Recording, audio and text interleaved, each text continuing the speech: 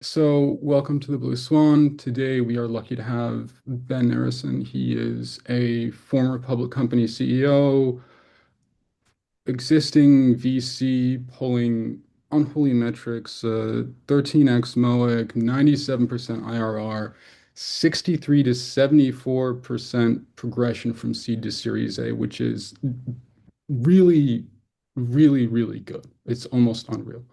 And so on that note, please say whatever you'd like about yourself, and I'm happy to listen. Great. Yeah, look, I typically will talk about the journey to where I am today, which is, I mean, you hit on a lot of the highlights. The things that came before it were the sort of 25 years I spent as an entrepreneur before getting my company public. So long journey, lots of overnight successes in the world that take decades.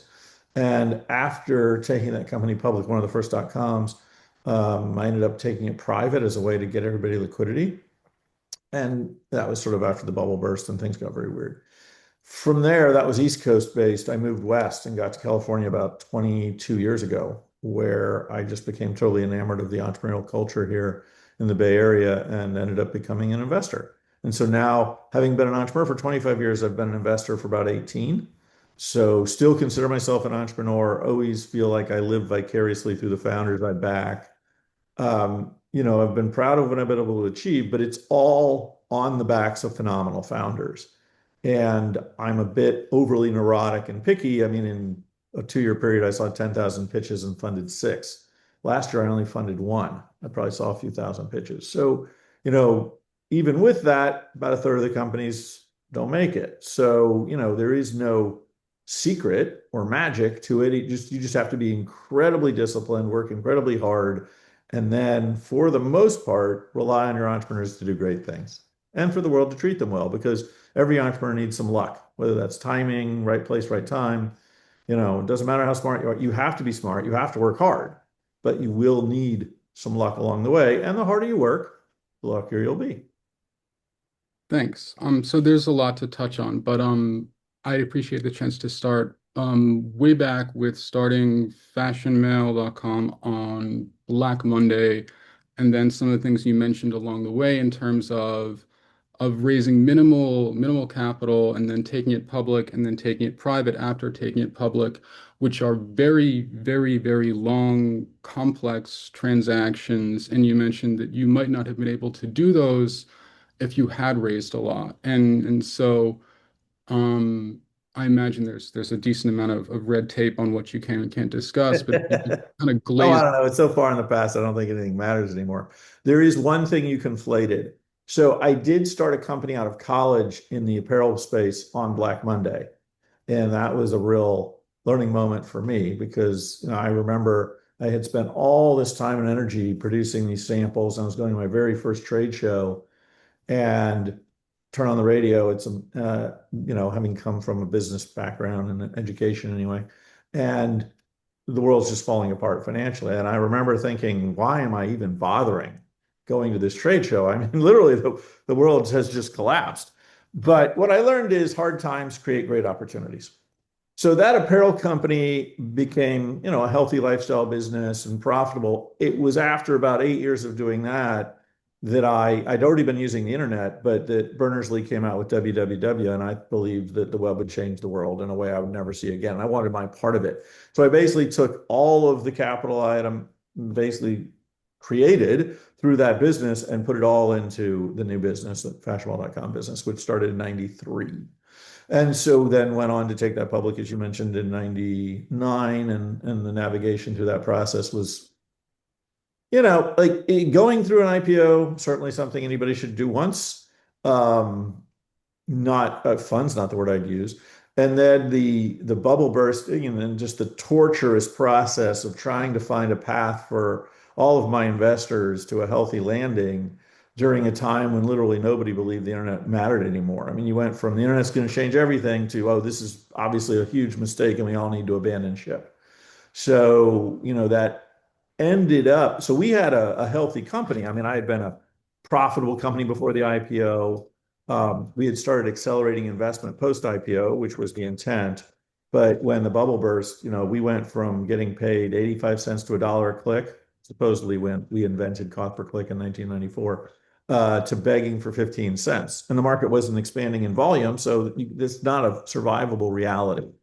So we had a lot of cash. We had a clean public entity. I thought we should be able to monetize it by selling it to somebody. The problem was there were a lot of companies up for sale. Most of them weren't clean, but nobody cared to do the work to figure it out. So the going private transaction was a great way to give everybody their fair share. I mean, I'd been offered many, many opportunities to sell my own personal stake because as the stock went down, I just bought more. In the end, I owned over 50% of that company.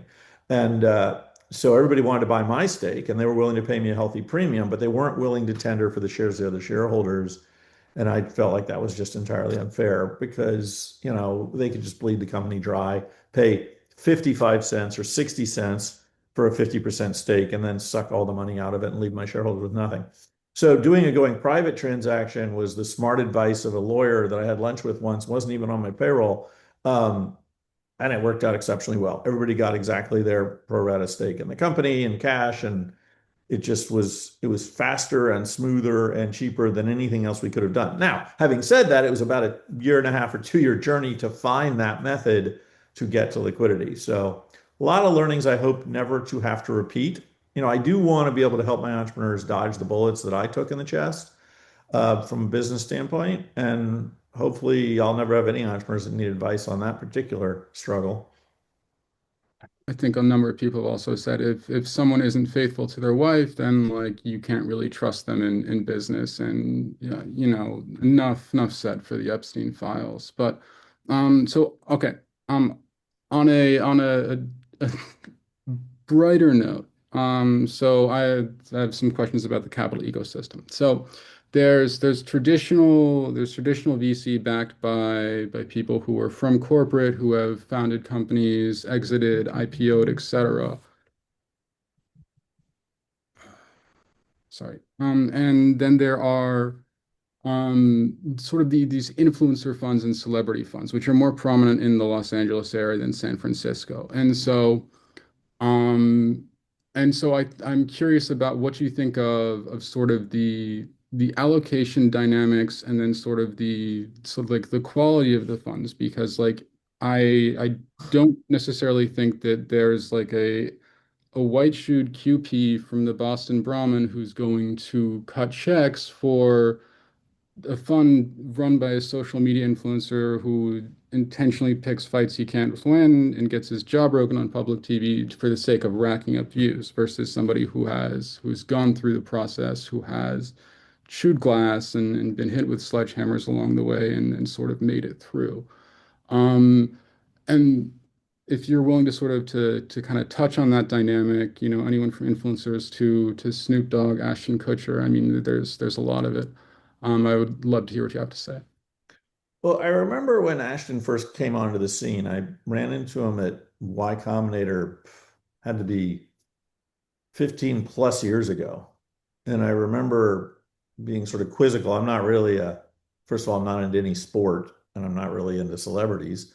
But I was like, huh. So I went over and said, what are you doing here? And he said, oh, I'm interested in getting into some of this startup investing. And I remember thinking, well, maybe I should start trying out for roles in Hollywood then. Um, Odd that you've decided this is your terrain. Now, having said that, I think he's done a really good job. He's built a good team. He and his team have a good reputation for rolling up their sleeves and helping. And so proof's in the pudding. Like I didn't expect much out of him. I expected him to be a dilettante, but he seems to have done a good job. And as far as I know, his returns are good. I don't actually know that. I've never been exposed to them, but from what I hear about the fund, it's all positive. Now, there have been many other flavors of celebrity that have dipped their toe into this water. I remember once a founder, a woman that I knew, there was two female founders, one in New York and one in LA, if I remember correctly, and they were doing this business. And I wasn't convinced it was venture scale, but I did want to be helpful to them. I liked them. And one of them called me and said, hey, big news. You can't tell anybody it's a secret. Like I pretty much live with secrets. Now, decade or so later, secrets are off the table, right? But she said, Lady Gaga wants to invest. I was like, okay. She said, actually, she wants to lead the round. And I remember saying, why does that help you? Like, what is the chance Lady Gaga will have time to help you when you need help? I don't know Lady Gaga. Maybe she helps quite a bit. I have not heard of her as an active startup investor since then. But I was more just surprised that this would be something an entrepreneur would consider is having somebody who has a very strong brand and celebrity as a lead in a business that wasn't obvious to me overlapped with what they were doing and that she could have impact on. Now, there have been cases, Ashton is actually a great example of that, where someone has used their social media influence or otherwise to help grow a business. And maybe that's something that would be absolutely appropriate for Lady Gaga to do. But the idea of being a lead was something I was quizzical about because that takes a very specific and rigorous set of realities that you want to do to create the right documents because you're setting terms for everybody in the round. And unless unbeknownst to me, she had done quite a few of these or had people that had as a partner, which is usually what happens. The celebrity partners with the person with the business experience. So it was just a little odd and surprising. And I don't know if she's continued. But there are people that have made tremendous amounts of money investing in startups. And if being the celebrity that they are gets them access, look, at the end of the day, you went back to the comment on the Boston Brahmin, would he invest in, so-and-so influencer or not versus somebody that's chewed the glass? There are a finite amount of things a successful investor has to do and do well, and they're very time consuming, they're very hard. You have to find the companies, you have to choose which ones you want to invest in, you have to win the right to invest in them because the best ones are very hard to get to take your money, and then you have to help wherever you can. The reality is picking and winning are the bulk of where you will create alpha. Being able to pick is dependent on how you go able to get access. Like I saw 10,000 pitches, I funded six. Does that mean I saw the right 10,000 pitches? No idea. I'm constantly trying to figure out how do I find more? How do I find better? It's not work harder, it's work smarter. Um, so if that social influencer has a unique draw that gets them in front of the best and brightest, well, that's probably going to create alpha for them over time. Because if that gets them access or allows them to win, which actually sort of ties back to the Lady Gaga conversation. She got access and the entrepreneur wanted her. So she did that part. That's a huge part.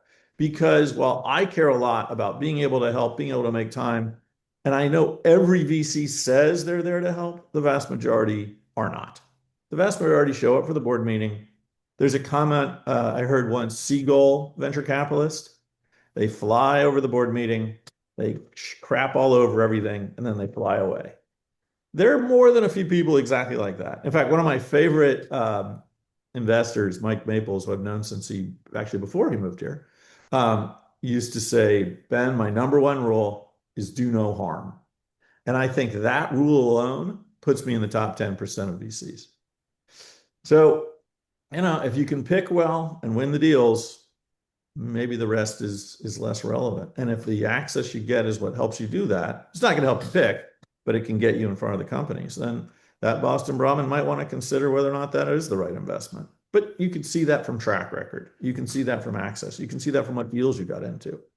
I do think there are sometimes challenges with a lot of the sources of capital are traditional, old school, what I heard someone once refer to in a movie as normies. And my community, venture capital and entrepreneurship, is heavily dominated by various levels of, I don't know, mental spiciness, as somebody once called it. And there's not a lot of overlap between those to a person that lives the traditional white bread life that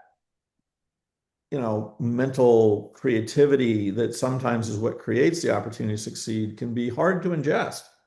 I was actually talking to somebody once who said, they were pitching me a business. They said, we help companies, this was a while ago, this was years ago, help companies do a better job of hiring people with neurodiversity.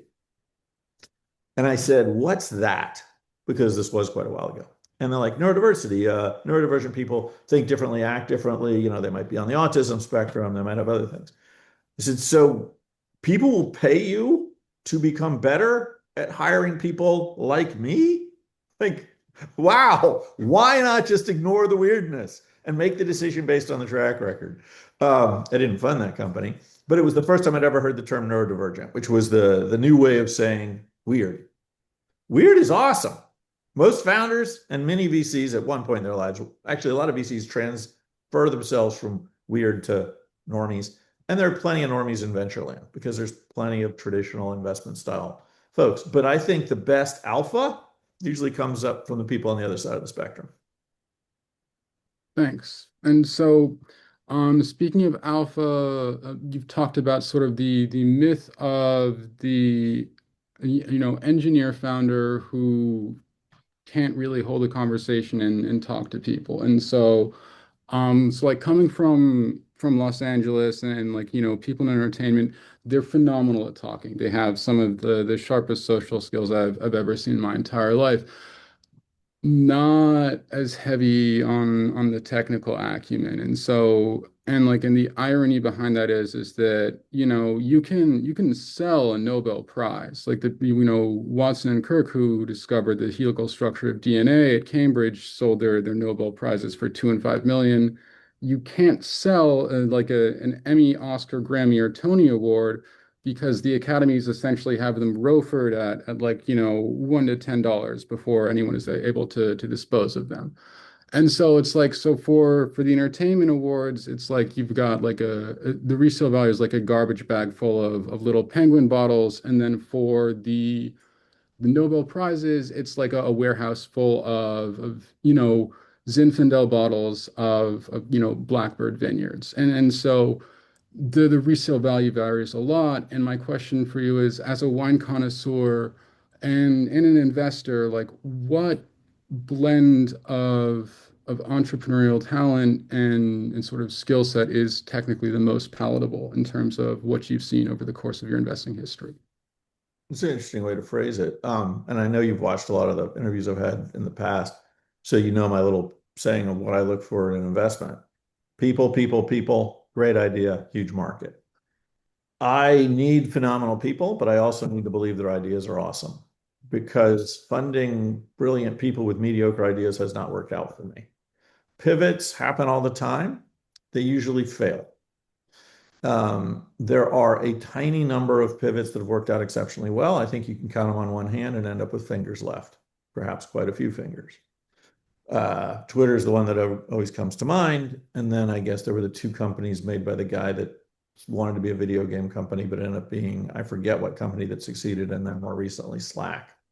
But other than that, a lot of incremental change. But when you give up on the entire thing you started and start all over, it's pretty rare that you find something amazing. So, it's sort of you got to have it all. Maybe that's why I'm funding less than 1 basis point of the pitches I see because I do want to have it all. Now, what I miss out on from that is brilliant people with mediocre ideas that do find their way to something amazing. So a different example would be, and by the way, this is what Y Combinator specializes in. They only fund the human. They don't really care about the idea. Cruise is an interesting example of this. Probably would be the fourth of my list of three, as far as I know. I saw them present, and they were building autonomous golf carts for use on college and corporate campuses to shuttle employees around. And I thought, fascinating technology, and I don't see why that can be a big public company in the future. Now, over time, that shifted to being an operating system for autonomous driving, which was purchased by a large automaker for a lot of money at exactly the right time with exactly the right burning need. But there are so few examples like that compared to the thousands that didn't get there. I'm just not willing to go down that path as a style of investment. And I know several people that have made a lot of money on exactly that. It's always a quandary for me to think about, do I credit them as being great investors because they made a lot of money on a company that did something totally different than what they funded? Clearly, they saw the brilliance in the individual. So I guess I should credit them for being able to pick people. Maybe they pick people better than I can pick people. And maybe that's why picking people, that I think are brilliant that have mediocre ideas hasn't worked out for me. Maybe I'm just not picking a level of brilliance that I need to. It's always, I've been doing this now for quite a long time, but you never, one of my partners at one of the funds I work with said something to me once that I really loved. He said, Ben, the ultimate outcome of your investment does not determine whether you made the right decision or not. You can make the wrong decision and get lucky. You can make the right decision and have it go against you and lose all your money. So all I can really do, I like that way of thinking, is try to have the discipline to make the best possible decision I can make when I'm going in. And that includes the people and the idea and the size of opportunity around that idea over time. Thanks. And so um quick question about your perspective on founder secondaries at earlier rounds. At Series A and above, they're not necessarily as taboo. But I think earlier stages, aside from crowdfunding platforms, which are generally more accepting of that, I think Zenefits did a round on WeFunder at the very, very, very, very beginning. Um, you know, I think it raises some questions. And so I'm curious to kind of hear your perspective on that. It used to be entirely off the table for anybody to take founders liquidity, even on Series A. And then later stage, it was still frowned on, but you know, there's been an evolution in a couple of ways. Number one, I don't think anybody ever had an issue with a life event. You as a founder just got married, had a kid, need to buy a house. I think good boards are generally gracious to entrepreneurs that need to find a way to finance those sort of things. It has become more recently just cash. But one of the things that has changed is the Series A's of today or the Series B's of yesterday. And the competitive nature of getting into some of these rounds allows the entrepreneur to pretty much write their own terms in a lot of ways. Super voting stock, Facebook style shares, founders liquidity early. By the way, it's interesting when I remember we had a company that was later stage, asked for a very, very large chunk of founders liquidity, which I wasn't that inclined to do, but I wasn't going to get in their way. And then literally the next board meeting said, now I want new grants for more shares to make up for the shares I sold in the founders liquidity. It's like, so I'm sorry, which one do you want? Do you want to eat the cake or do you want to have the cake? Because you don't get both. I think in their case they did. Otherwise, it would have been a dramatic impact on their ultimate earnings because that was a pretty big outcome. But a lot of that will also depend on your board member. I'm totally in favor of anything that sort of, there's sort of two ways I think that are logical. One is, as I mentioned, life event. You want to buy a house. Keep in mind that when I took my company public, I asked my underwriter on the IPO if I could sell $1 million worth of shares to be able to get an apartment in New York City, and their answer was no. It sends the wrong message. So, it's hard for me to have an enormous amount of sympathy, but I didn't like when it was done to me that way, so I don't want to do it to somebody else. The other reason is that a founder has the opportunity to exit the whole thing, and you'd like them to stay focused on the big thing. So giving a founder enough now so they can truly shoot for the moon or Mars, you know, I've seen that work. Maybe a company has an opportunity to be bought for $300 million dollars and the founder still owns 30%. Well, it's a big decision to say no to that. Maybe in saying no to that, the board could proactively agree that they might be able to take 10, 20, $30 million dollars off the table now. So that when they go for the multi-billion dollar outcome that everybody wants them to, if it doesn't work, they're still in a very comfortable place. I think that's a reasonable thing. It's always best when it's offered to the founder. I've seen some very piggish behavior in terms of the demands made, and then sometimes boards really are trapped. Nobody wants to go against their entrepreneur, or very few people do, except the funds I don't like to send people to. So it's tricky. I mean, at the end of the day, if it works out as well as they want it to work out, that'll be money they didn't make. There's a saying in poker, the money you lose is the money you didn't win because you didn't bet when you win. They say it more cleanly than that. The money you lose is the money you didn't bet when you win. So every bet you didn't make when you end up winning that pot is money you didn't take off the table. Every share you sell early, when it ultimately goes off at 10, 20, 100 times bigger than that, is money you didn't take out at the end. But I'm entirely understanding the reality of hedge betting. I sold some of my better companies because when I started my fund, I committed to doing a 10% GP commit 3 funds in a row. And at the time, if it weren't for cashless carry, that would have been over 100% of my liquid net worth. By using what's called cashless carry, which is where I choose not to take fees in exchange for having those fees go towards my stake in the fund, I got it down to over 50%. But I really wanted it to be at or below 50% of my liquid net worth as a way to feel like I was doing the right thing. for my family, to be able to look my wife in the eye and say I'm behaving logically. Although I didn't get here by behaving logically in that way, so sometimes I wonder if I should even bother. But I'm older now, I have kids, et cetera, et cetera. You want to have some balance in your life. So I took liquidity. I mean, I took liquidity in things that have gone on to be worth far more. And I knew they would be, or believed strongly that they would be. But it was something I needed to do for lifestyle reasons and to feel secure. I think that's reasonable for an entrepreneur as well. That's probably one of the most common things you hear is that if it actually allows them to focus more on managing the company, then it's fair game. Um, and so, all right, so you've talked about, your CrossFit coach, and so how you do one thing is how you do everything, and it doesn't get easier, you just get better at it. And so when it comes down to timelines, regarding fundraising, regarding exits, like you're supposed to raise every 2 years, you might raise faster than that, liquidity at 10, God forbid 15. Um, and so, in CrossFit you've got Pukey the clown, right? And that's their mascot. I haven't And seen that so guy in a long time. yeah. And so like you can be exhausted and vomit, then hydrate and kind of get back to it.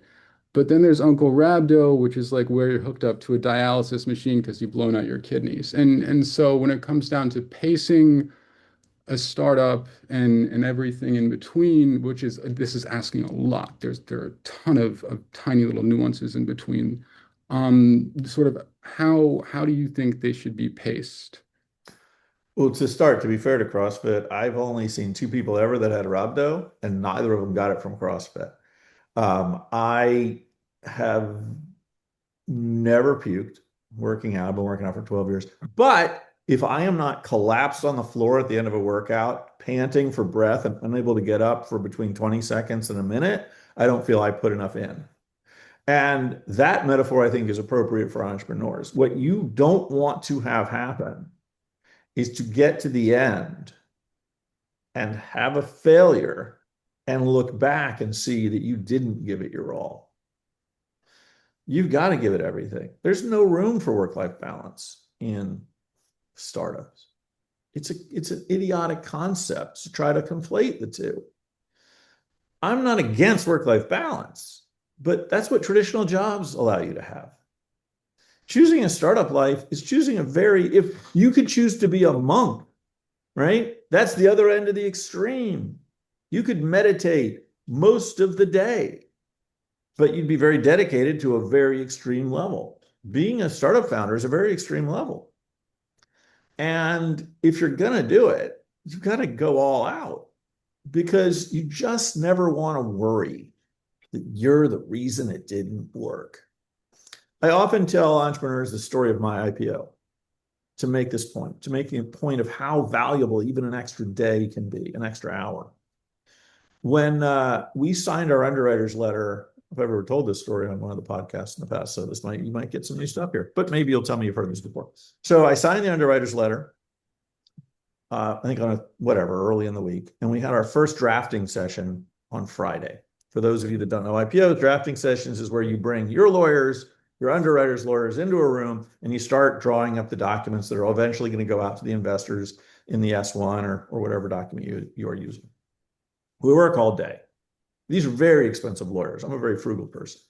It's Friday. Day ends. Lead lawyer from the underwriters team says, okay, this has been a really useful session. Let's get back together first thing Monday and get back to work. And I said, whoa, whoa, whoa. Hold on a second, guys. We're not getting back together on Monday. We're getting back together tomorrow. Okay. If you have kids and you're married, feel free to have breakfast with your families. And then we'll be right back here and we'll work through the weekend and we will work through every single day until I have a public company because I know people who've had their offering shelved and I don't believe we're going to get there. So I'm not going to be the reason we don't. So the IPO process for me was about 3 months long. During that 3 months, we took off one Sunday. Can't remember what it was. I can't remember why. Maybe it was Easter. I don't know. Why is that relevant? We were in a world of wonder back then. The market was just up, up, up. .coms were the best thing that had ever happened. We priced our IPO on a Thursday, big up day for the market, just like all the days in memory. The stock was supposed to open trading on Friday, and it got delayed by several hours. This happened to Facebook too, by the way. I'm not comparing myself to Facebook. It was interesting to see the similarity in their process. The market absolutely tanked. Now, we did get out and we did hold price, but that was the beginning of the end because after that, there were no more IPOs for a couple of months. And then there was one, 1-800-Flowers. It couldn't even hold price and the world ended. There were no IPOs, period. Finished. A decade went by before anything else came out. And what came out was Lending Club, by the way, biggest tech IPO of the decade. So imagine that I had decided instead of just taking off one Sunday, I'll take the whole weekend. Oh, let's just have a nice mellow weekend with the family. Well, now we wouldn't have been able to price on Thursday, would we? We would have priced on Friday, except we wouldn't price on Friday because the underwriter would have said, ooh, Ben, it's a bloodbath out there. We better wait. Let's let the weekend pass. I'm sure things will be fine on Monday. Monday comes, more blood. Tuesday, blood. Wednesday, blood. On Monday, the underwriter will say, let's just wait till the end of the week. And at the end of the week, the underwriter will say, I'm sorry, Ben, we've lost the syndicate. They're not confident in the category. We're going to put you on the shelf. And I'd end up owing a few $1,000,000 to lawyers and accountants and printing companies, which are incredibly expensive, amazingly how much you can pay for a piece of paper with black ink on it. And that would have been that. So, but for my drive to insist we worked every day but one in a 3-month period, I do not believe I would have had a public company. I believe I would have had a big pile of debt. So sometimes that day matters. It makes all the difference. Just like sometimes one person on your board or in your investor syndicate can be all the difference. It's rare, but it happens. And when it does, sometimes it's the difference between life and death for a company.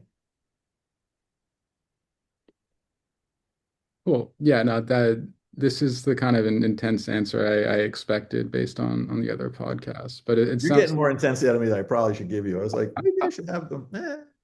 But it no. is what it is. One of the nice things about being a solo GP is you only have yourself to answer to for the most part. I mean, truth is the ultimate defense. Yeah, and but honestly, you genuinely seem to love what you do, and based on the fact that your wife had to tell you Monday through Thursday is you, and then the rest of those days go towards your family. It's like you're very, very Well, I driven. got the whole week. I got Monday to Friday. All Yeah, right. when we had my son, my first child, when my wife got pregnant, she said, like, I don't care how much you work during the week. You can pull all-nighters all week long, but the weekends are for us.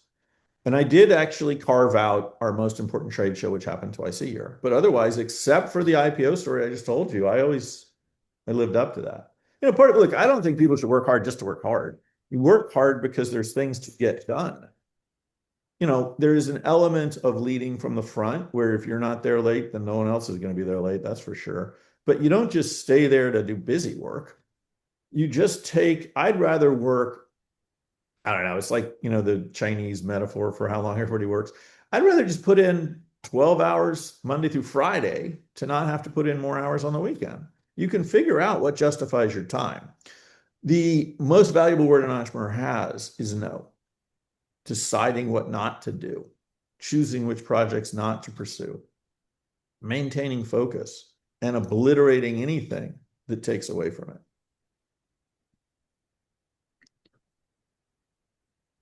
Okay.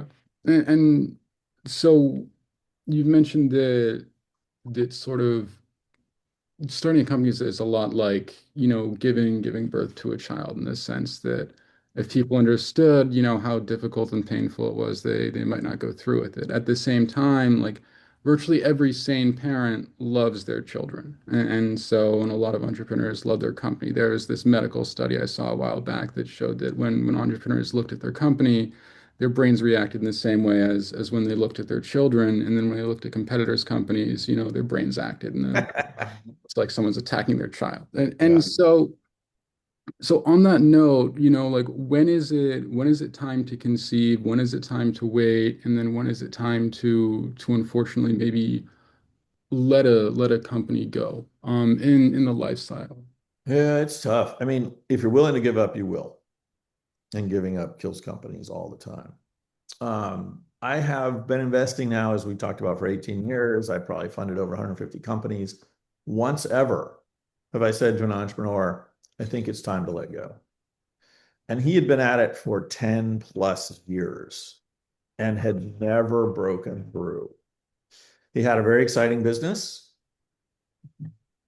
Then it got less exciting due to some technology changes outside of his realities and his control. And then he had what one would basically call a lifestyle business for a very long time. And I said, I think you are not doing yourself any favors. It's unlikely the investors will see a return here. Like, I didn't expect him to go out and get us our money back. But by not selling the company, even if that sale was just a talent acquisition where no money went to the investors at all, but everybody now had jobs, you'd have the opportunity to learn new things and continue to grow. But that's one out of 150 ever. So it's rare. Giving up, I mean, if you have it as an option, and I'm probably not funding you in the first place, nor do I want to. Um, Look, I think I said this once. I want everybody to run through walls, but if you're banging on a brick wall that turns out to be 18 bricks thick and brain matter's coming out of your nose, then hey, I get it. There's some things that just cannot be conquered. But my question is, why do you keep banging on that wall? Why aren't you trying to go around that wall or over that wall or get out a pickaxe and chisel your way through that wall? Creativity goes a really long way in solving problems and getting to, there's so many examples of this where entrepreneurs hit an absolute wall but come up with something else. And yes, this is a form of pivot. I think of it more as like tacking into the wind is the way I like to think of it, although apparently I know nothing about sailing because I studied this metaphor to somebody once, like, you don't understand how sailing works. But I feel like if there's stronger wind and you move your sails and you can tack into that wind, that would be a good thing. So many examples of that. The whole necessity is the mother of invention reality. But like, there's nothing worse than investing in somebody you think is awesome and having them come back to you later and give you back a partial refund. Like, well, it's not really working. Here's 50 cents on the dollar.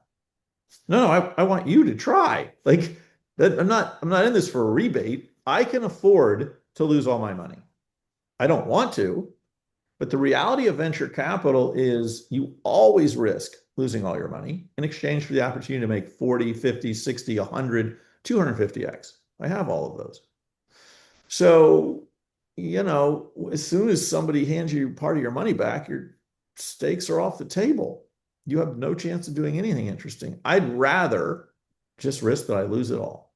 And I am entirely comfortable with entrepreneurs having that same view, right? Like, they should be spending every penny. How do you stop when you still have capital? I know entrepreneurs that have lasted for 6 months after they ran out of capital, got their team to work for equity, and tried to break through. It happens. I mean, there's stories. NVIDIA, one of, if not the most valuable company in the world, depending on any given day, they were at a point where they had no cash. They had to go to their clients and say, if you don't prepay these orders, we will not be able to deliver them because we will be out of business. It's the story I heard. Also, a 30-year journey, by the way, to get to where they are. So it's a long, hard road, and you never know how long, and you never know how hard. You will underestimate how long and how hard every single time, except for the random one out of 100,000 that is the big surprise. If you're assuming you are the one out of 100,000, you don't understand how probabilities work, and you probably shouldn't be in business. So assume it's going to take. It's like, I've never actually had a general contractor do work on my house, but I assume if I ever do, I have to know it'll take longer and cost more. That's startup land. It will take longer than you think, and it will be harder than you think. But in the end, the rewards can be totally outrageously phenomenal or zero. I had a founder once. I backed in the seed. I helped him with his Series A. He went on to raise a B and a C. I helped him with a C, interestingly enough, in this very room. And it failed to zero after a lot of money invested. And I talked to him afterwards and I was like, how do you feel? He said, I wouldn't trade it for anything in the world. He said, I came of age in that business. I learned everything in that business. Also, they did get acquired for the team. I don't think any money came out to the investors at all. I did get a lunch out of it. For a long time, I had a receipt for like a $58 lunch that I got in exchange for my $100,000 investment. It's like, there you go. That's what you get sometimes. Sometimes it's not quite zero. Sometimes it's lunch. But he's like, I went into this company. If I'd gone into that company with 10 years of experience in my normal life, would have come in here. I came in here. It is a irreplaceable and priceless education to build a business. And I think many companies, particularly in the technology space, understand and recognize that. And that's why they buy companies for the talent. Thanks. And if you see me rubbing my eyes a lot, I wear contacts, and so that's why it's the right eye only. I gave up Um, on my contacts and decided I would just go with glasses. I'm yeah, married. I've had girlfriends who said I looked better in glasses. I Well, also, if you're single, I wore contacts my entire single life, but after getting married, I felt, well, I think she's committed. I think I can wear glasses now. I think she likes me in glasses. But cool. Um, Okay, so exit outcomes, exit types, and then styles of companies. And so like I'm sure almost every venture capitalist in California has probably read Peter Thiel's book Zero to One. And so in it he talks about the economics of scale between, like there's celebrity personalities and then there is startups, right? And that you can't scale a celebrity personality as a startup, but each one would have a slightly different type of exit. And so when you look at the trajectory of startup founders like Travis Kalanick, small exit, different company, massive exit with Uber. And that's not the average trajectory. But from your experience and from sort of what you've seen, what is your perspective on trying to go for a smaller exit and then sort of build your way up to a different company and then sort of going for the massive IPO that route? well, I think that, there's a saying, man plans and God laughs. And I think that would be a great idea if it was achievable. But, you mentioned earlier the conversation about startups being like a child. You don't know when you have a child whether they're going to grow up to be a basketball player, a violinist, a golfer, a business person, an accountant, a doctor, a lawyer. Now, I guess if you're Tiger Woods' dad, you make sure they become a golfer. And if you're the Williams' dad, you make sure they become tennis players. But you don't have the ability to control where your company can become, what it can become, where it can go. You can steer it. You need a northern light. You have a place you want it to go. But how big and powerful and wonderful it becomes or how not, that isn't something you can dial in. And so I think you pursue, first of all, think about being an entrepreneur, right? So there's different ways people approach being an entrepreneur. I remember when I was at Babson, I was talking to another young person there, and I was like, "What brought you to Babson? Why did you come here?" I said, "Well, I want to learn to be an entrepreneur." And this is in college. I remember thinking, yeah, I don't think that's how it works, pal. I don't think you become an entrepreneur. I think you're either born an entrepreneur or you're not. Now, you can obviously hone the skills and you can learn, but the personality type, I could, like,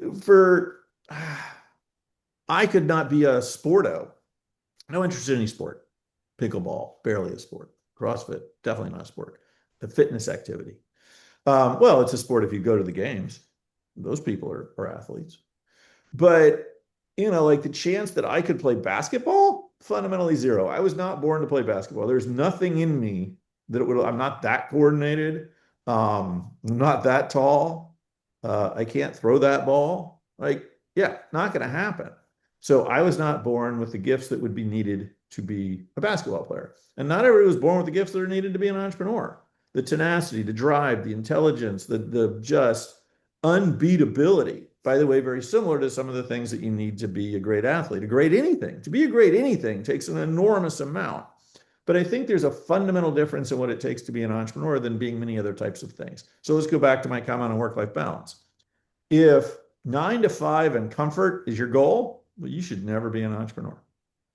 You should get a job that allows you to do that and to applaud you for doing so. And you can quietly and slowly get promoted and get more and more comfortable over time. But entrepreneurs are like, I remember Halsey Minor once said he was raising crazy amounts of money. He'd raise $100 million and he'd immediately go out to raise another 100. And I was asking, like, why? How can you do that? Unconceivable to me, inconceivable. And he made a comment. He said, look, I can hit a wall at 80 miles an hour or 800 miles an hour. I'm dead either way. But if I make it a lot bigger at 800 miles an hour. So, paraphrasing, of course, like it takes a certain level of risk tolerance. I remember I would get to know all these young VCs in my journey to try to understand venture and older VCs and every VC I could meet. I've met over 300 VCs and I really, really grilled them. And later, after I got to know all the senior VCs, I'd try to meet the younger VCs and I'd try to take them out as soon as they got the job. And then I'd try to take them out again a year later, see what they learned. I remember asking one, like, what was your big learning this year working for famous firm X? And he said, well, I realized I need to be more comfortable with risk. I was like, what do you mean? And he said, I need to realize that in my investments, I could lose money. I was like, what the hell took you 364 extra days to learn that? That's your entire job, dude. Like, now, in fairness, a lot of young people going into venture came out of banking. And so there's a fundamental difference there that unfortunately is really painful and not helping venture in a lot of ways. But it was like, wow, you learned that water was wet? It took you a year to learn that. Huh, amazing. So there's a risk tolerance. There's actually, I don't know if it's an enjoyment of risk, but it's just a comfort. You have to be comfortable knowing that you could end up with absolutely nothing and fail to absolute zero if this doesn't work. That's a unique personality trait that I do not believe is born into a whole lot of people. The next part is, how do you figure out what you're going to do? Well, Parker Conrad is actually the only person I know, and he's done a phenomenal job, who sort of researched his way into a business opportunity. Back then, if my memory serves, Obamacare was about to hit. He believed that was going to be an enormous thing. It's very similar to how I thought about things when I was going back in the dot-com era, to be honest. But anyway, he wanted to figure out where he could be to make a business out of this amazing change in life that was going to happen with Obamacare. And that's how he found his way to what became Zenefits. So having said that, usually when someone sits down and like makes a list or just tries to figure out, here's the danger of researching your way into a business opportunity. He was at a major moment in life of significant change, and he found the right way to take advantage of that. But to just sit down and try to figure out what's the best opportunity and then make your list and think about each one and then pick the best of those, that I've not seen work. To be an entrepreneur, you need something that absolutely grabs you by the throat and will not let go, something that has to be done, something that you insist on doing. It must be done and you must do it. Those are the sort of opportunities you will give your all for. Because, there's an old saying that mercenaries do less well than missionaries. Now, you need mercenaries in your company. That's called a sales organization. But net, a missionary-like zeal to changing the world in some way, to achieving something that you believe must be achieved, that's what you need as an entrepreneur to go on to the best and biggest possible outcomes. Because you are driven by more than just the financial nature of the opportunity. And I think those two things combined, the right human with the right idea that must be done, those are as rare can be. They're certainly in the less than 1 basis point level at this point for me. Thanks. Okay, and so back in I believe 2016, you did this CNET interview when you were a venture partner at NEA, and you talked about banker-led deals. And so when it comes, it's banker-led deals are not direct. They're mostly intermediaries unless they're putting a different type of capital in. But so with that in mind, I'm curious about how much of that is sector based, because it's like, bankers will raise money for a bread company. The bread company probably won't scale the same way as a startup. It doesn't mean that it's not something that a private equity firm might not want to acquire down the line. And so I'm just kind of curious to hear your thoughts on that. For capital raises and M&A specifically, not so much IPOs. There's no other way to go public aside from a bank. Yeah. Well, keep in mind, I mean, I was very specifically talking about venture companies, venture-backed companies. So M&A, bankers are entirely reasonable. IPO, as you mentioned, they're absolutely required. But to raise a Series A or a B or even a C, if you have a banker going out in the United States, and I think part of the reason I talked about this is the difference between, because I spent a lot of time exploring Europe for NEA. If you are in Europe, it's not uncommon to use a banker. And I remember I came across a deal that I was interested in, I wanted to spend time with. I said they weren't quite ready to raise yet. I said I wanted to see them when they were. So I'd actually like to see them a little bit before they were. They said, we need to bring on a banker. I said, oh, yeah, that's a terrible idea. You bring on a banker, the deal's dead. VCs don't look at banker-led deals. They don't want part of their money. Oh, you're not paying us anything. Really? So you're working for free? Well, no, we get X% from the founder. Uh-huh. So when I put the money into the company and X% goes out to you, I'm not paying anything? I want my money to go in the company and the company to use it to grow. Also, there's just a perception, I believe, that a banker-led deal means you couldn't get it done yourself.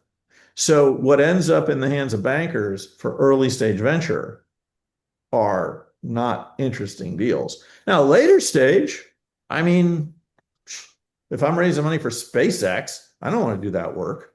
Now, I doubt they need bankers to do that work either, but there are times when things like back in the clean tech bubble in the beginning, the bankers were out there raising money for all kinds of things. They were raising it from all kinds of people. But if you want to raise a C to Series A, probably a Series B or even a Series C, you need to be the one going in there and making that happen. You don't need an intermediary doing it for you. And if you're coming to the US from Europe, you should understand that reality because it might be common over there, but it is not common over here and it is black smudge. You look weak. You look like you did not have the business and the ability to get to the point of a raise on your own. But as I said, truth is the ultimate defense. I think there's a lot of hard realities inside of entrepreneurship that entrepreneurs would be better served if they understood going in.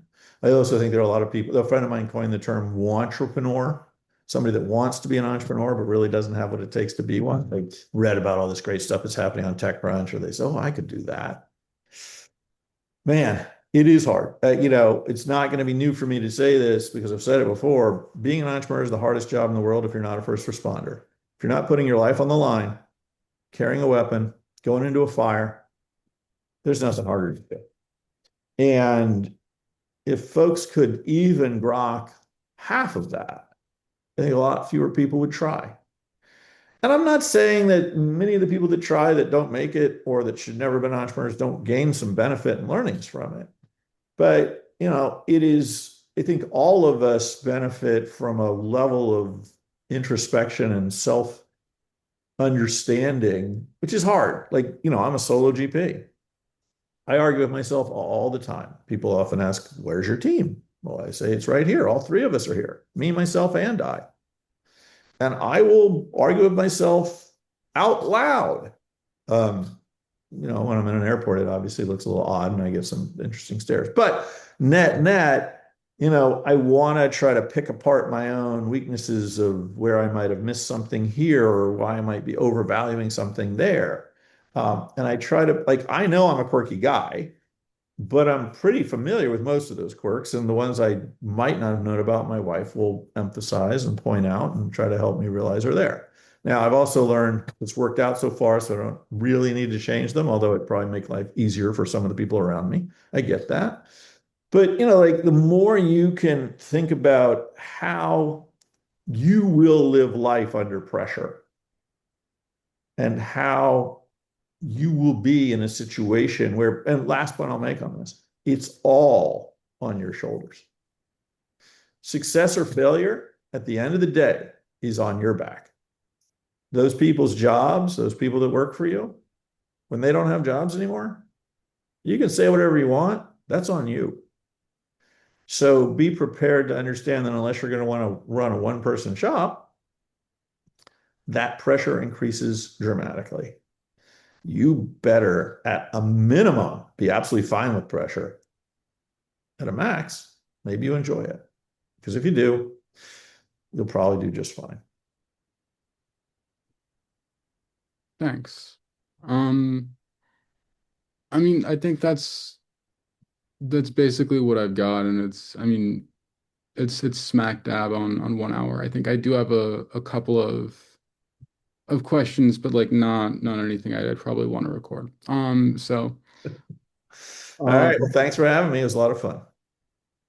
anytime. Thank you for doing this. Take care.